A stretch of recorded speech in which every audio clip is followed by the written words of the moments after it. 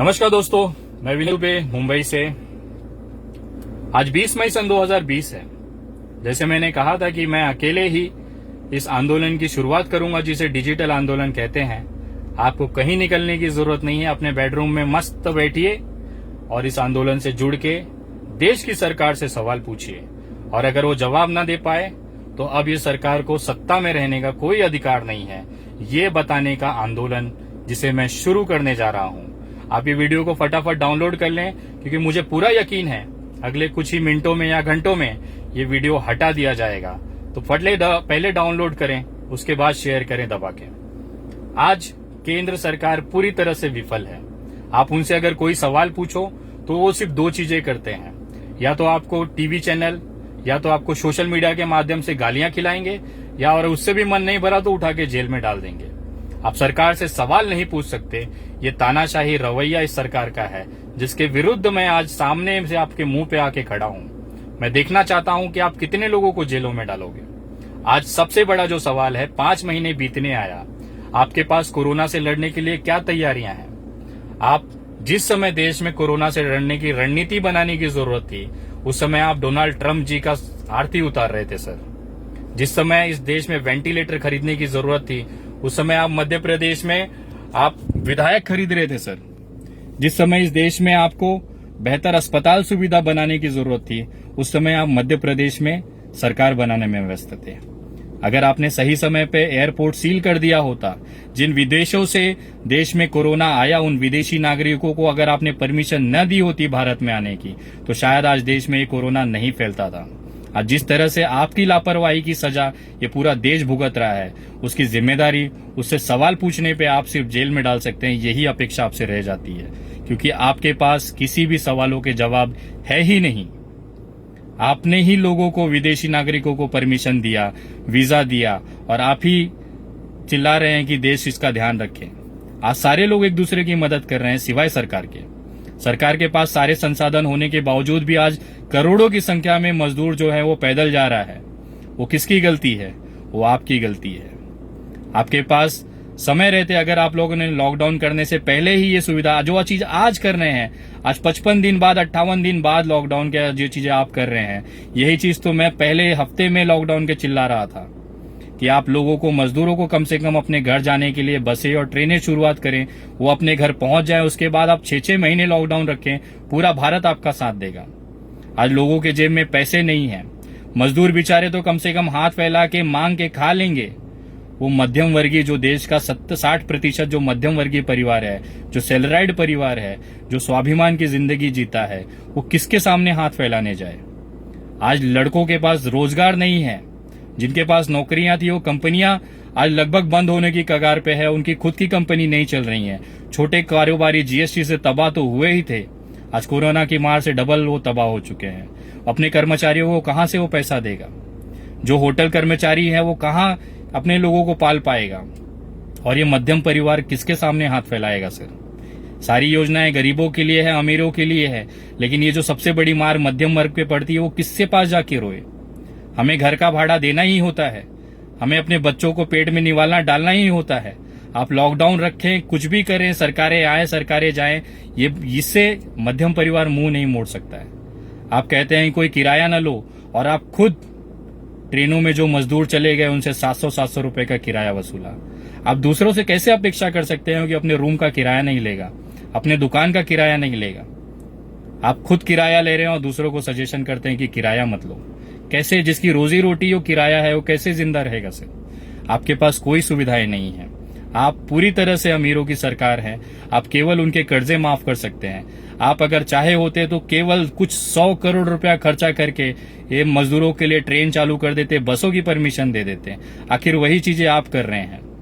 मैंने पहले लॉकडाउन के अंत में जो चीज कहा था, तो मुझे जेल में उठा के डाल दिया जाता है कि आपकी वजह से भीड़ जमा हुई, कोरोना फैला इस मुंबई के अंदर आपकी वजह से।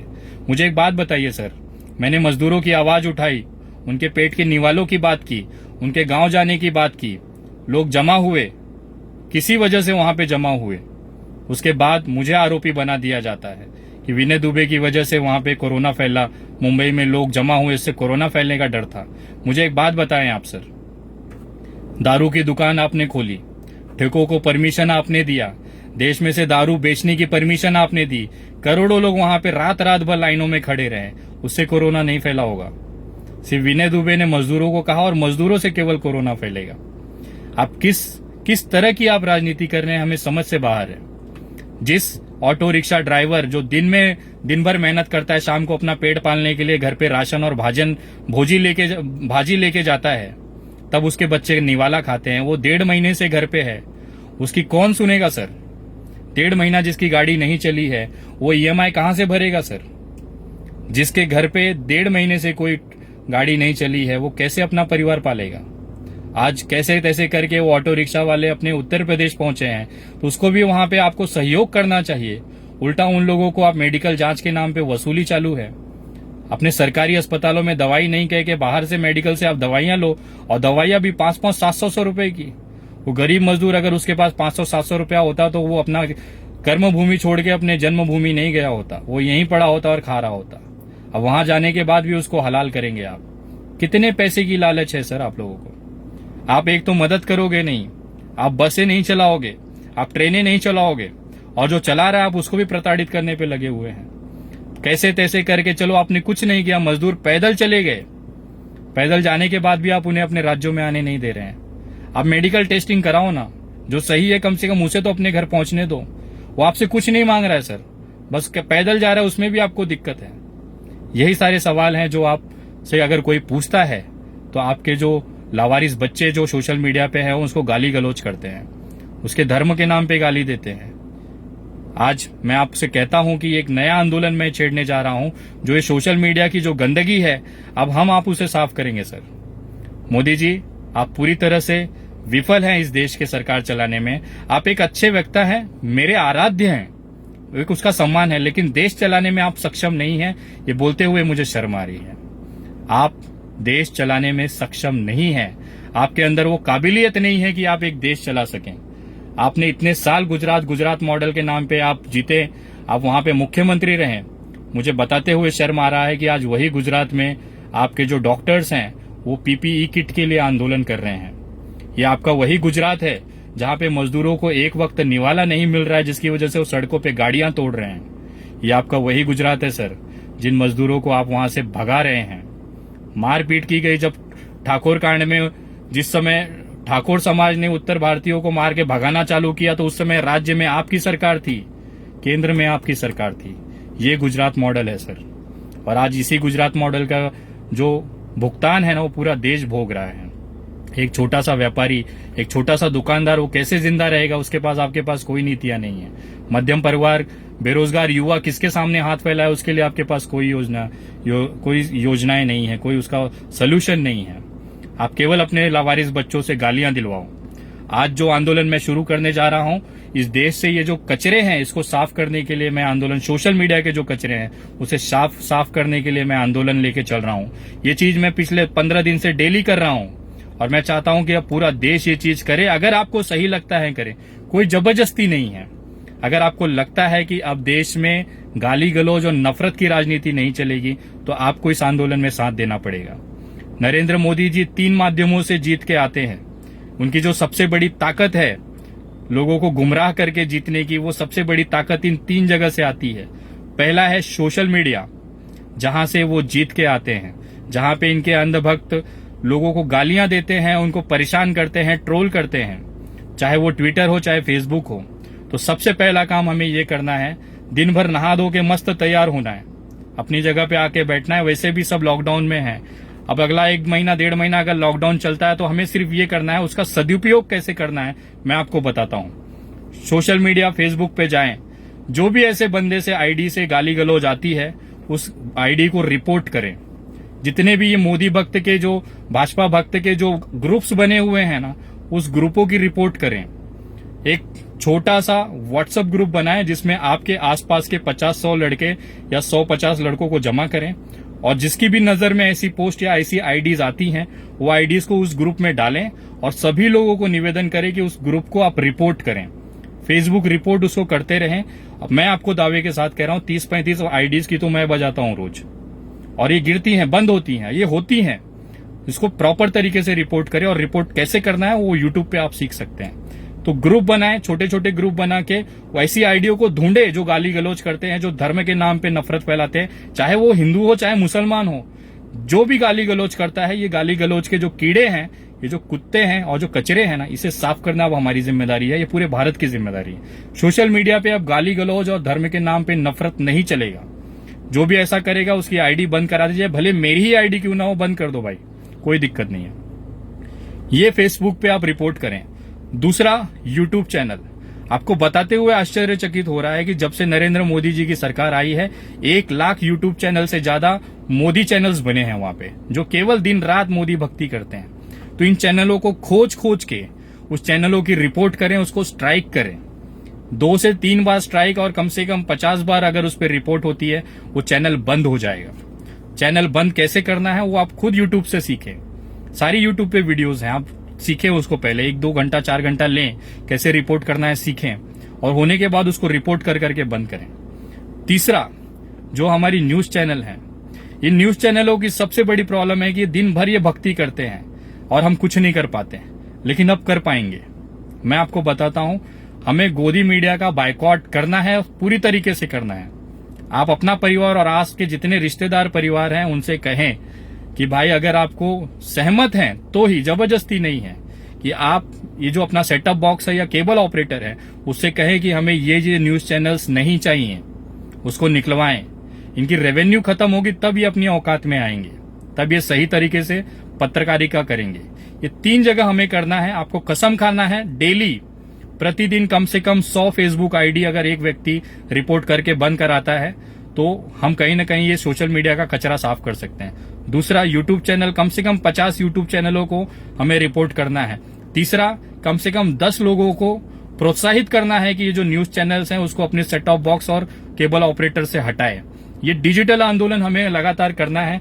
और साथ ही साथ जब भी आप फेसबुक पे पोस्ट करें या फिर ट्विटर पे करें, आप जरूर उसमें लिखें मजदूर विरोधी, जो हैशटैग होता है उसमें आप लिखें मजदूर विरोधी नरेंद्र मोदी, मजदूर विरोधी भाजपा सरकार, भाजपा हटाओ देश बचाओ, इस तरह से। और लास्ट में आप डिजिटल आंदोलन करके एक हैशटैग चलाएं कंटिन्यू। इससे ये पता चलेगा कि आप इस मुहिम से जुड़े हुए हैं। डिजिटल आंदोलन विनय दुबे भी करके आप चला सकते हैं, आपकी मर्जी है। और मैं आपको कह रहा हूं, केवल 1 हफ्ते अगर तबीयत से ये कर दिया जाए ना, ये अपने घुटनों पे आ जाएंगे। इससे सवाल पूछने वालों की तादाद बढ़ जाएगी और जिस तरह से ये ट्रोल करते गालियां देते हैं वो पूरी तरह से खत्म हो जाएगा। जब भी आपकी नजर में कोई कमेंट आता है या जब भी आपकी नजर में कोई ऐसी आईडी आती है, उसकी तुरंत रिपोर्ट करें। उस गाली को बेस करके उस कमेंट को रिपोर्ट करें। मैं आपको दावे के साथ बोल रहा हूं, ये कचरा जो है ना सोशल मीडिया का, वो खत्म हो जाएगा। अब हमें ये करना है, say no to social media abuse. अब ये ट्रेंड चलाना है, ये काम करनी है। और उसके साथ में जल्द से जल्द, और मैं निवेदन करता हूं भारत सरकार को, मोदी जी आपको खुद को ये एहसास है कि आप देश नहीं चला पा रहे हैं। मैं आपसे निवेदन करता हूं कि स्वेच्छा से अपनी एक नैतिक जिम्मेदारी लेते हुए आप अपने पद से इस्तीफा दे दें। आप ये सरकार खत्म करें और राष्ट्रपति जी को ये मौका दें कि ये देश वो अपने हाथों से चलाएं। गवर्नमेंट चला लेगी, पुलिस चला लेगी, स्वास्थ्य सुविधाएं चला लेंगी, लेकिन मुझे ऐसा लगता है कि नरेंद्र मोदी जी और उनकी पूरी जो मंत्रिमंडल और सरकार है उस भारत देश चलाने में सक्षम नहीं है। तो एक नैतिक जिम्मेदारी लेते हुए प्रधानमंत्री जी अपनी स्वेच्छा से आप इसे इस्तीफा दे दीजिए और देश अब आपका भार नहीं उठा सकता है। आपने खुद कहा था कि देश की जनता जिस दिन चाहेगी उस दिन मैं झोला उठाऊंगा और चला जाऊंगा। तो मोदी जी अब वो समय आ गया है, कृपया झोला उठाएं और चले जाएं। देश को माफ करें। आपने जितना भी देश के बढ़ाने में आपने जो योगदान किया है वो इतिहास के स्वर्णिम पन्नों में रखा जाएगा। आप एक बेहतरीन लीडर हैं, एक बेहतरीन वक्ता हैं, उसका जो सम्मान हमेशा रह जाएगा। अगर आपने स्वेच्छा से अपनी नैतिक जिम्मेदारी लेते हुए सरकार अगर आपने नहीं छोड़ा, इस्तीफा नहीं दिया, मैं आपको कहता हूं अगले कुछ साल के अंदर, कुछ महीनों, कुछ साल के अंदर यही जनता आपको मजबूर कर देगी। उस समय बहुत ही बेइज्जती वाली हालत होगी। इससे बेहतर है, आपको अभी भी समय है, आप स्वेच्छा से ये सरकार छोड़ दें। आपका सम्मान, मान सम्मान उसी तरह से बना रहेगा और आपका जो इज्जत है, वो जो सम्मान है, वो हमारे दिलों में हमेशा आबाद रहेगा। आप एक बेहतरीन इंसान थे। और जो भी ट्रोलर मुझसे पूछते हैं नरेंद्र मोदी नहीं तो कौन, मैं कहता हूं नरेंद्र मोदी नहीं तो राजनाथ सिंह, नरेंद्र मोदी नहीं तो लाल कृष्ण आडवाणी, नरेंद्र मोदी नहीं तो मुरली मनोहर जोशी, नरेंद्र मोदी नहीं तो केजरीवाल, नरेंद्र मोदी नहीं तो हिंदू हृदय सम्राट के वंशज हमारे महाराष्ट्र के हिम्मत श्री उद्धव जी ठाकरे साहब। ये नाम है। आपको लगता है कि बिना मोदी जी के देश नहीं चलेगा तो आप गफलत में हैं। ये जो महाराष्ट्र है या ये जो भारत है ये वीरों से खाली नहीं रहा है। तो आप ये भूल जाएं कि अगर मोदी जी नहीं है तो देश नहीं चलेगा। मोदी जी नहीं थे तब भी ये देश चलता था, और मोदी जी नहीं रहेंगे, इस्तीफा देंगे या प्रधानमंत्री नहीं रहेंगे तो भी ये देश चलता रहेगा। तो कृपया ये ज्यादा से ज्यादा वीडियो शेयर करें।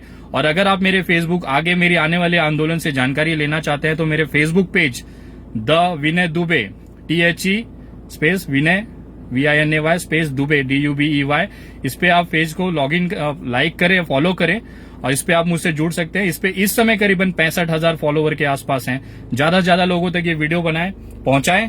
और जो लोग मजदूर वर्ग हैं उनको मैं निवेदन करता हूं कि आज ये सही वक्त है, अपनी आवाज उठाएं। आप सोशल मीडिया के माध्यम से छोटे छोटे वीडियोस बना के पोस्ट करें। आप तमाम लोगों से कहना चाहता हूं कि साथ ही साथ एक छोटा छोटा वीडियो बना के आप डालें और उसमें सरकार से सवाल पूछें कि मेरे घर का राशन खत्म हो गया है, मैं क्या करूं, मेरे घर पे बीमार है, अस्पताल में बेड नहीं है, मैं क्या करूं। सरकारों से सवाल पूछे, ट्विटर पे सवाल पूछे, लगातार वीडियो पोस्ट करते रहें, छोटी छोटी वीडियोस पोस्ट करते रहें। अगर नहीं होता है तो मेरी वीडियो वायरल करते रहें, उनको पहुंचाते रहें। आपकी जगह पे मैं सवाल पूछता रहूंगा। अगर इस बीच मुझे प्रशासनिक कोई कार्रवाई होती है तो बस आप लोग इतना करिएगा, ये मुहिम, ये आंदोलन न रुकने पाए। सरकार से सवाल पूछा जाना चाहिए और सरकार की जिम्मेदारी है वो उसका जवाब दे। जय हिंद, जय महाराष्ट्र।